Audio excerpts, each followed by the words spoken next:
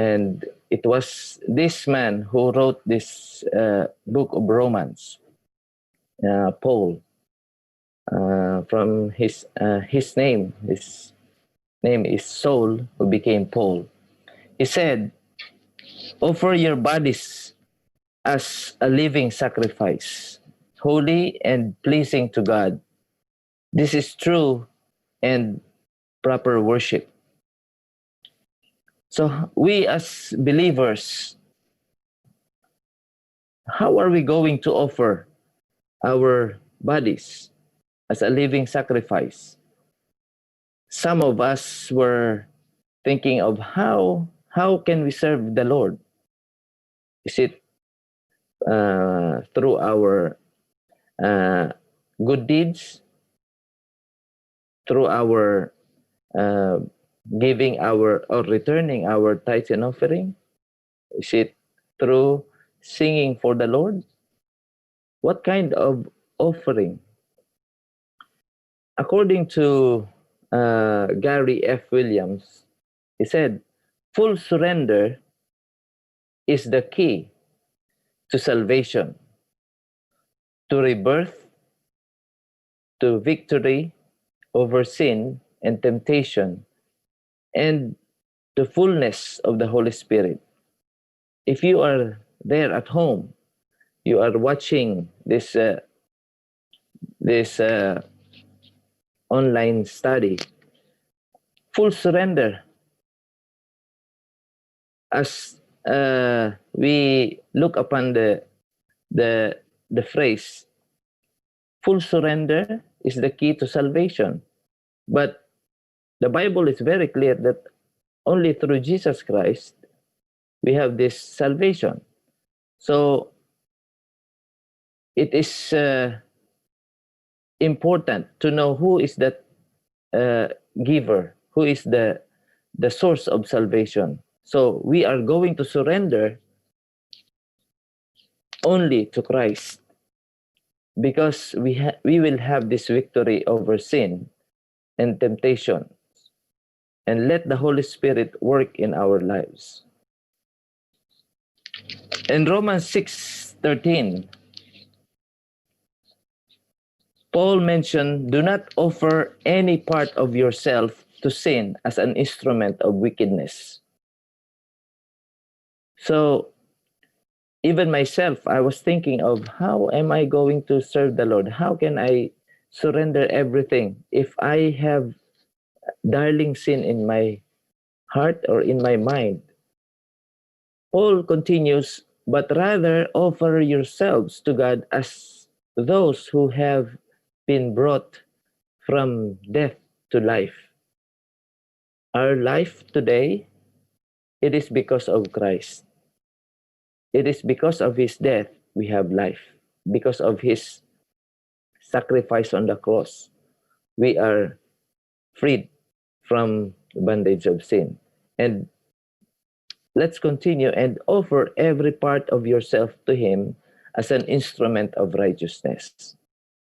Many times we are have these struggles in our lives. We are caught in the middle of which one am I going to choose. So this is very important for us to learn. How are we going to offer ourselves to the Lord? It mentions here that according to Desire of Ages, there are many who believe and profess to claim the Lord's promise. They talk about Christ and about the Holy Spirit. And I am not excused of this professed believers of Christ. We talk about Christ, we talk about the Holy Spirit, and encourage our friends or our family.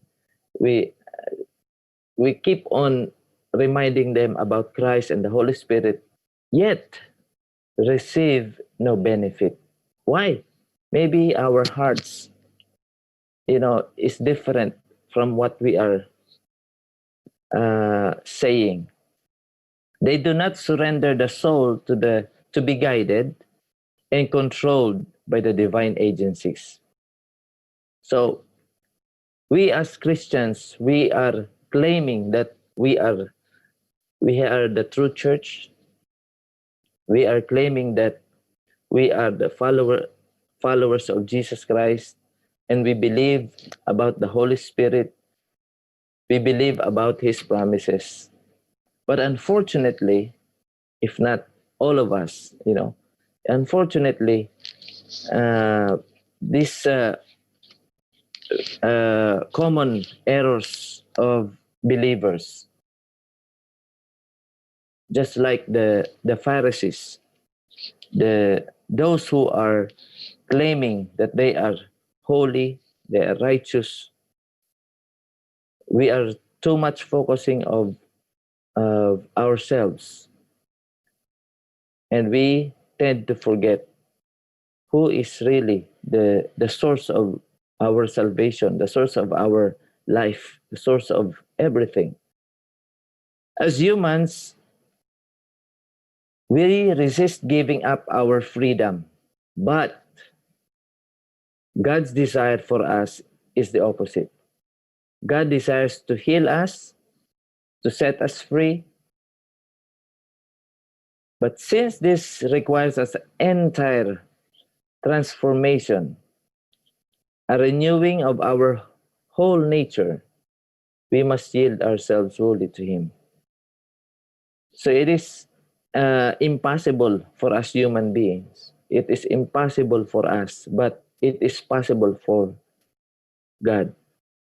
That His desire for us is to heal us, to set us free, and give us the assurance.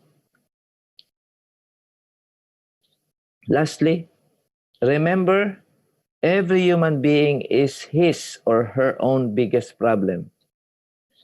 You are your own biggest problem. In the change that takes place when the soul surrenders to Christ, there is the highest sense of freedom. So when Paul met the Lord, he turned back or turned away from his evil act. He thought that it is right. But when he met Jesus Christ,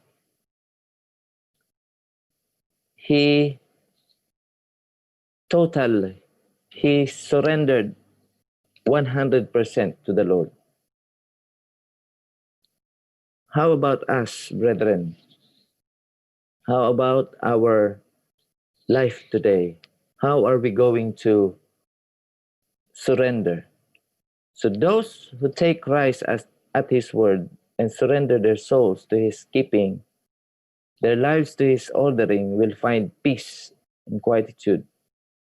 For it is, according to Philippians 2:13, for it is God who works in you and me, both to will and to work for His good pleasure.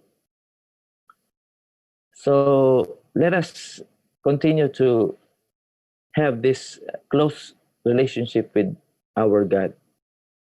I am not going to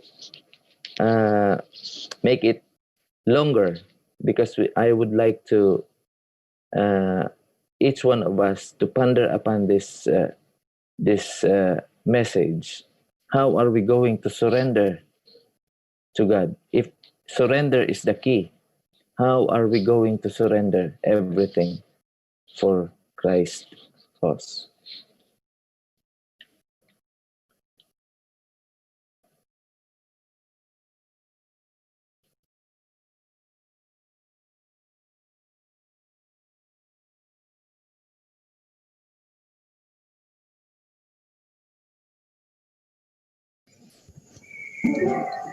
Thank you, Elder Gerald. We are now playing the special song.